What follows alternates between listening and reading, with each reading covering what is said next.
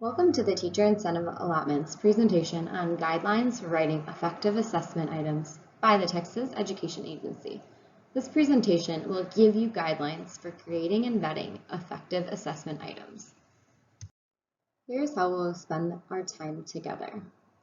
I will introduce you to TEFAR, the Texas Formative Assessment Resource. I will share some additional training opportunities through TEA, and then we'll get some interactive fun practice using these guidelines for writing effective assessment items. So for all student growth measures like pre-test, post-test, and other student growth measures for TIA, you have the option of writing an assessment or using a third-party approved assessment. You can find the approved list on our website and TEA's website.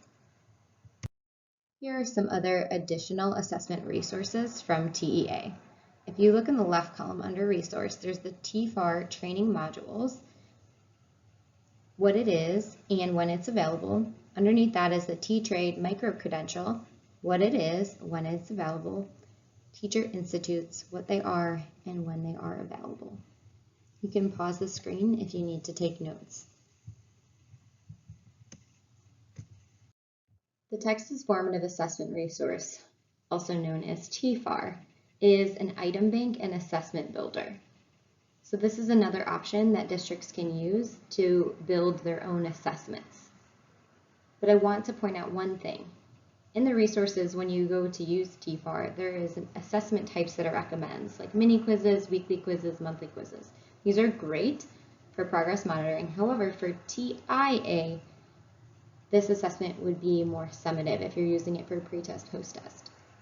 So make sure that when you are building this test that you keep that in mind. Also, I'll tell you a little bit more about TEFAR. So the items that are in the item bank, they are TEKS aligned, and this assessment resource allows you to build a test and link them to the TEKS. And there are several different administration platforms. For example, you can administer the test virtually or actually print them out to use them in person. TEFAR also has data reports that can be printed, which is another positive use of the TEFAR assessment resource. So a little bit more about TEFAR, the Texas Formative Assessment Resource. There are several benefits to using TEFAR. For example, it's really user-friendly. You can definitely have confidence in the quality of the items because they are really STAR questions. You also have the autonomy to build the test in an organized way that's similar to the STAR test. You can create your own items and also use the bank to give yourself some more options with that. It also offers more than just multiple choice questions, so you can assess students in several different ways. You can print out data reports or pull data reports through Euphoria and other programs. You also can administer the tests virtually or you can print it out. There are all TEKS that are built inside that you can link to each question, and there are several test items that are coming soon. So things to consider and some additional resources. Currently, only STAR tested subjects and release STAR questions are in the item bank. However, you can add in your own. There are several resources and trainings available on the TEA website for TEFAR that really walk you through the process and are very supportive. It also requires registration through SchoolNet and Pearson.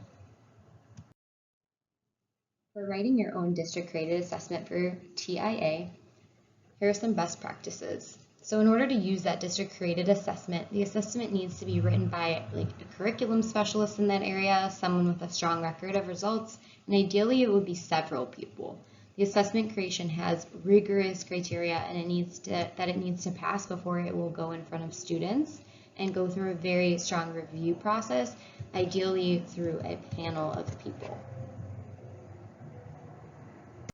The guidelines on writing effective assessment items are broken up into 6 parts that will allow you to ask yourself several questions to ensure that your item is strong. So for each item, you would go through all 6 of these, most of which would apply to most multiple choice questions and items. So the first is the TEKS alignment, the second is bias and sensitivity, the third is language and vocabulary. 4th, structure and context. 5th, answer choices. And 6th, visuals. The best way to introduce you to the guidelines for writing effective assessment items and answer choices is to practice using the resource itself. You can find this resource on our website and download it in the PDF form. So first, I will show you the guidelines and then the questions to write effective assessment items and answer choices. So it's written in a questions to ask yourself kind of format and a checklist that we can go through. Then I will show you a non-exemplar item, and you will use those guidelines to identify what specific issues with the item is based on those guidelines. Then we can look into how to make that item stronger and make sure that it is an exemplar assessment item, and talk about our rationale.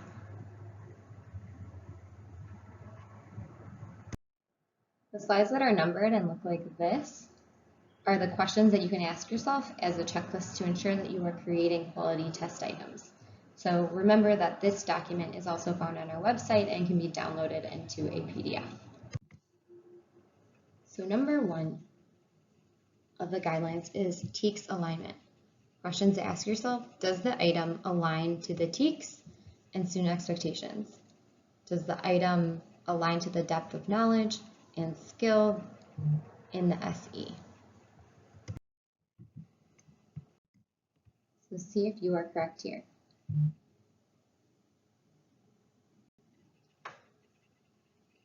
Again, with this specific question, it had to do with alignment to the TEKS. It was decimals versus whole numbers. Number 2, bias and sensitivity. Questions to ask yourself: is the item free of bias and stereotypes? This can be racial, gender, ethnic, religion, socioeconomic, political, environmental, etc. Is this item free of sensitive, emotionally charged issues? Is this item accessible and fair for students of diverse backgrounds so that students of one group do not have an unfair advantage over students of another group? Consider gender, rural, urban, race, ethnicity, etc. Here is the non-exemplar. You can go through this and ask yourself the questions, and then move to the next slide to see the answers. So you can pause now. So this question was flagged on free of being biased around stereotypes. So in this specific question, it was actually gender stereotypes. And then also the bottom one, which is accessible and fair for all students of diverse backgrounds. So again, there's a lot of context to take into consideration. So this could be a high school test. This could be an elementary school test. There's a lot of things to consider. Most schools may have a marching band, but it's obviously different for each district. And that's why it's really great to have a panel of people going through each item, because there are different backgrounds and different colleagues, and the closer you will get to eliminating that bias is by asking several people. So that's why we have the assessment design committees and things like that. All right, here's another non-exemplar. For guideline 2, you can pause now and then proceed to the next slide to see the answers. So things to consider: the understanding of golf, and then the bias around if it's, there's really not talking about people in this example, so it's hard to put a stereotype around that. However, it's not as accessible and fair. Here's another non-exemplar. You can pause your screen and then proceed to see the answers. That question was a real SAT question. So I'll give you a second and we will go back to that slide and see if you can modify it so that it would be an exemplar item. So here you are still assessing analogies, but you've changed the word so that it's more accessible. So as a quick review, on the guidelines resource, we've gone over Number 1, TEKS Alignment, making sure they're aligned to the student expectation, aligned to depth of knowledge, and truly assesses the skill. Number 2, bias and sensitivity, free of bias, stereotypes, emotional and sensitive issues, and it could be accessible and fair. So I won't go through all of these, but the third guideline is around language and vocabulary. So you can also pause this and read through each of them. But I will point out a few. So idiomatic language, like raining cats and dogs, and colloquial, you should make sure that you have examples of these, that colloquial language, active versus passive examples. And for the next few items, we're going to assume that you've read the article that goes with the item. So pretend like there's a passage attached, and we're just going to focus on the language and the vocabulary, though other things may stick out to you, which is great. But just for this, the next few slides, focus in on language and vocabulary. So here's our non-exemplar example.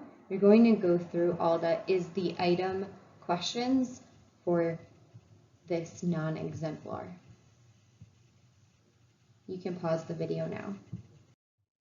So I hope this is getting to be a little bit of fun. But there are a few that are not checked because I didn't give you enough information to assess the grade level. But there's definitely some grammatical and spelling errors. And it is not free of inappropriate colloquial and idiomatic language, and especially for answer choice D. If you're not from a small town, you may not know what that means at all. Also, it overall would fall into other categories as not being a strong testing item.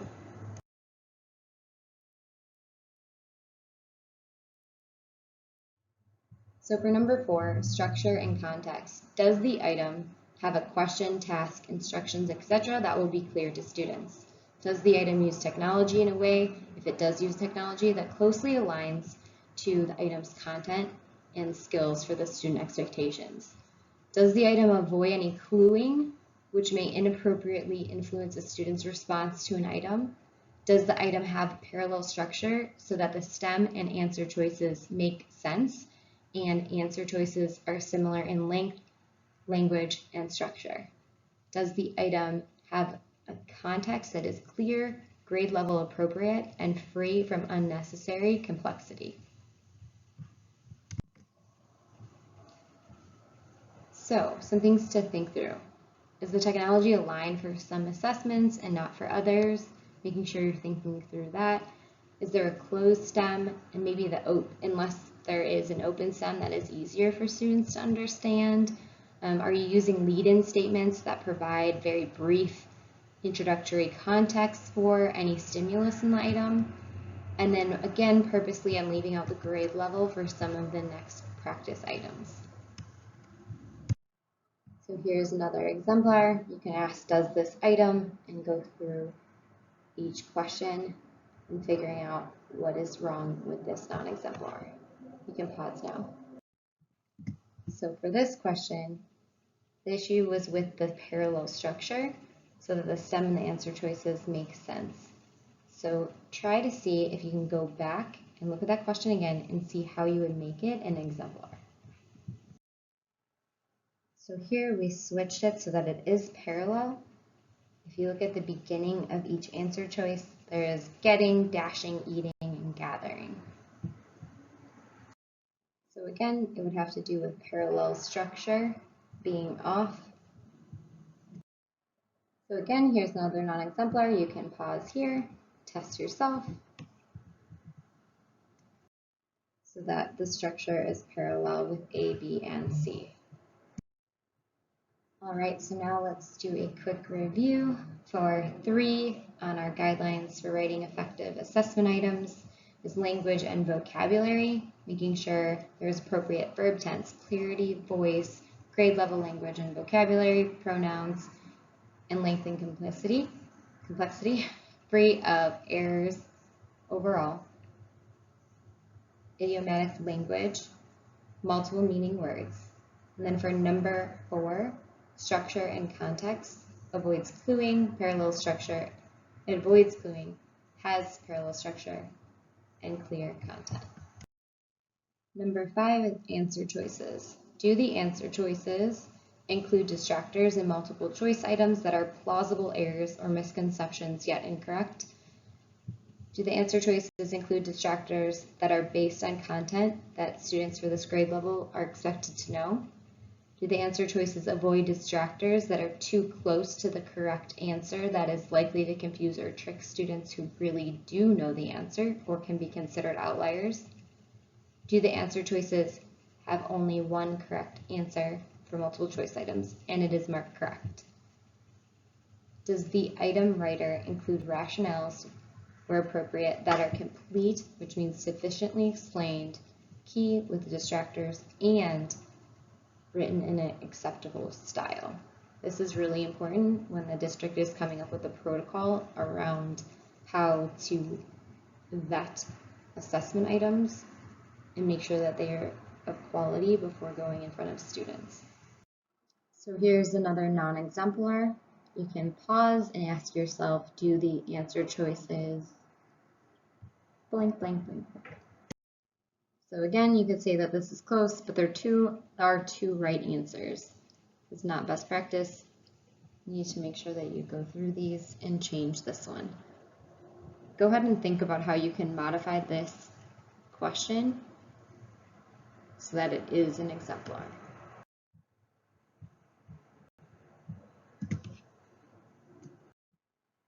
All right, here is another non-exemplar for number 5. Go ahead and ask yourself the questions, and this one should be a little bit more fun. Pause the video and proceed to the next one to get the answers. So this one was just to kind of stump you a little bit. Most of these questions are, they're talking about different families of flowering plants, different types of grasses, and so these are way out of reach if we were to say this was for a 5th grade student. So that's why we're just going to hit again on the strong review process, rigorous criteria, and that qualified creator. And what's kind of great about this whole process is that when we did this with a larger group, we were able to go back and forth and really have a rich discussion and really talk about the data. So that's, again, why it's great to have a panel assessing the assessments. All right, the final guideline is around visuals. Does the item include only art or a table that provides support for the student to demonstrate proficiency of the standard? Does the item include enough information for the item to be answered? Does the item include art or a table that is legible, clear, and free from visual clutter? When we say arts table, we're talking about also graphics, maps, and other images. And the word only is bolded because you don't want too much. So something that's providing support and is not incredibly difficult for the students to be able to demonstrate proficiency of the standard. All right, this one is the challenge round. All right, so here's another non-exemplar. Please feel free to pause this, read through the question, look at the visual, and ask yourself, does the item questions? And then go to the next page for the answer. All right, so only do not want too much, so something that provides that support, but then also that it is still enough information for the item to be answered. Here's the exemplar modification. This was the piece that was missing. Students were unable to correctly answer this question without the second visual of the graduated cylinders. All right, as a quick review for the guidelines for writing quality assessment items. Number 5 is answer choices. So the distractors should be plausible, grade appropriate, and there should be one clear correct answer. For visuals, allow student to demonstrate proficiency of the standard. Visuals also include enough information and are legible and clear.